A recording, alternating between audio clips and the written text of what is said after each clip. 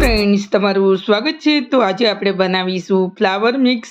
तो फ्लावर ने सारी रीते आपणे धोई लीधा है, साफ करी अने एकदम कोरा करीने। तो चलो एमां उमेरवा माटे एक नंग बटाको लीधो है अने लीली डूंगળી लीधी है, 2 नंग टामेटा है, लीला मरचा है, आदु लसण वटाणा अने धाणा। तो चलो आ बधुं मिक्स करीने आजे आपणे बनावीशू फ्लावर मिक्स।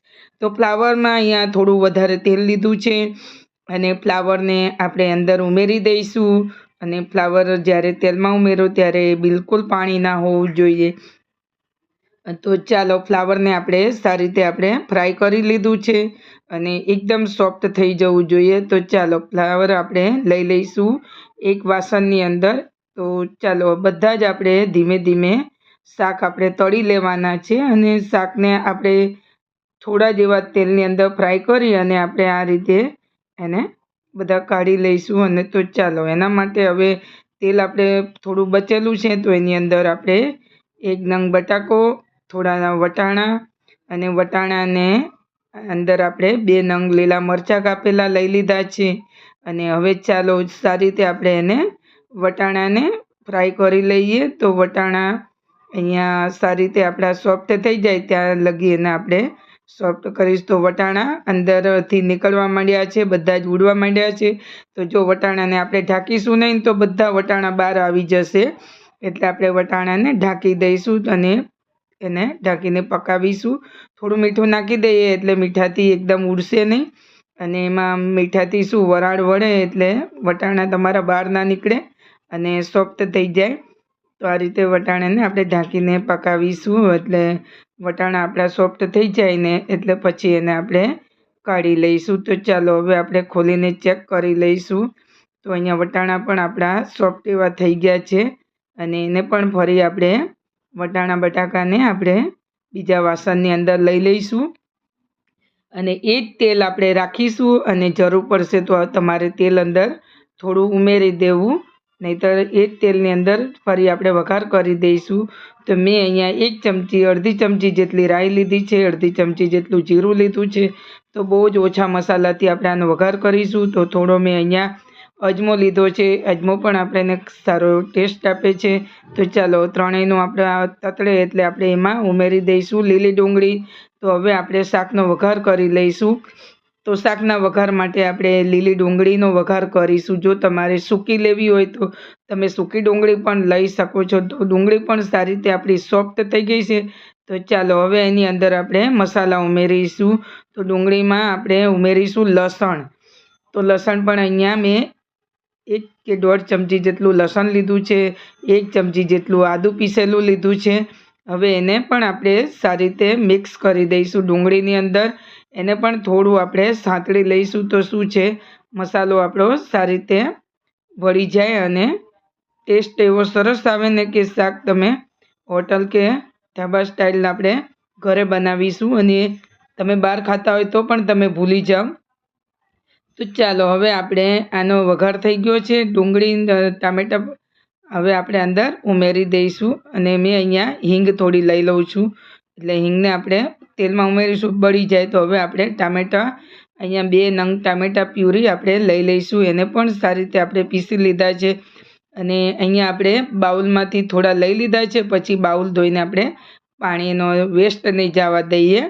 तो चलो हवे टामेटा डूंगળીને आपणे सारी रीते एने सॉफ्ट करी लईशुं अने मसालो आपणो ज्यां सुधी तेल छूटे ने त्यां सुधी एने आपणे चढ़वा दईशुं। तो हवे आपणे डूंगળી अने टामेटामां पण तेल छूटवा मांड्युं छे अने मसालो पण सारी रीते पाकी गयो छे। तो आ रीते ज मसालाने शेकी लेवा।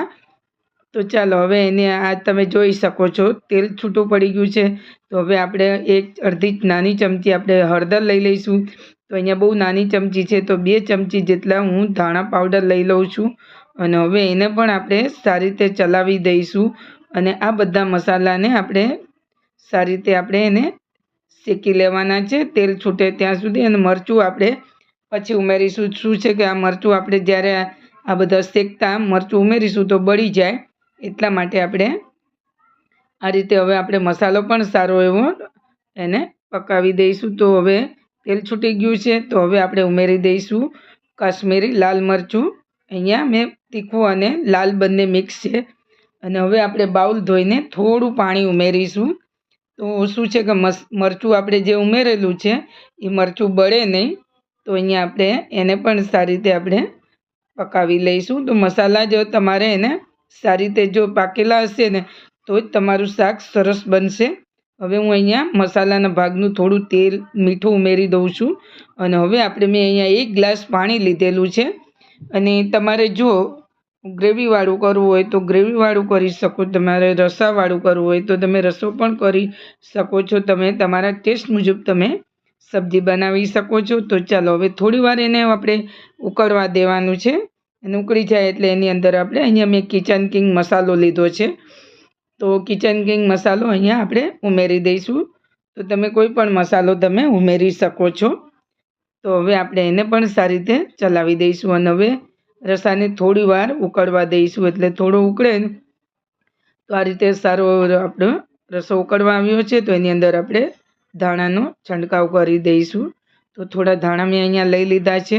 અને રસો પણ સારો હવે ઉકળી ગયો છે. તો આ સમયે આપણે ફ્લાવર તળેલું અંદર એને ઉમેરી દઈશું. અને વટાણા બટાકા પણ અંદર સાથે જ ઉમેરી દઈશું. તો આજે આપણે સરસ એવું શાક તૈયાર થશે. અને આ શાકને તમે બહાર જો ખાતા હોય તો પણ તમે ભૂલી જ જશો એવું આ શાક ઘરે તૈયાર થાય છે. તો ફક્ત આપણે ઘરમાં રહેલા મસાલામાંથી જ આજે આપણે ટેસ્ટી એવું શાક બનાવીશું. આની અંદર આપણે કોઈ બીજા મસાલા નહીં ઉમેરીએ, ફક્ત ઘરમાં રહેલા જ મસાલા આપણે ઉમેરીશું. તો પણ એટલું ટેસ્ટી બને છે. તો હવે આ રીતે શાક તમે જોઈ શકો છો. અને થોડી વાર આપણે 1 કે 2 મિનિટ માટે રાખીશું. અને પછી આપણે ગેસ બંધ કરી ફરી પાછું આપણે થોડું મીઠું ઉમેરીશું. અને જો તમને થોડું મોરું એવું લાગતું હોય તો તમે મીઠું તમે ચેક કરી શકો છો. તો હવે આપણે શાક તૈયાર થઈ ગયું છે. અને ગેસ પણ હવે આપણે બંધ કરી દઈશું. તો જોઈ શકો છો અહીંયા એકદમ બટાકો પણ આપણો સરસ એવો સોફ્ટ થઈ ગયો છે. તો હવે આપણું શાક સરસ ચડી ગયું છે અને તૈયાર થઈ ગયું છે. તો મિત્રો હવે આપણે એમાં ધાણા ઉમેરી દઈશું. તો મિત્રો તમને આ રેસિપી પસંદ આવી હોય તો એક લાઈક જરૂર કરી દેજો. અને મિત્રો ચેનલ પર જો નવા આવ્યા હોય તો સબસ્ક્રાઈબ કરવાનું ભૂલતા નહીં. તો જો તમને હજી સુધી તમને મારી રેસિપીઓ ગમતી હોય અને હજી સુધી તમે સબસ્ક્રાઈબ નથી કર્યું મિત્રો તો સબસ્ક્રાઈબ કરી લેજો. તો ચાલો ફરી આપણે શું છે કે નવી રેસિપી જ્યારે હું લઈને આવું ત્યારે તમને સૌથી પહેલાં મારા વિડીયોનું નોટિફિકેશન મળે. તો હવે આપણે તૈયાર છે આપણું ફ્લાવર વટાણા બટાકા મિક્સ, એ પણ ઢાબા સ્ટાઇલ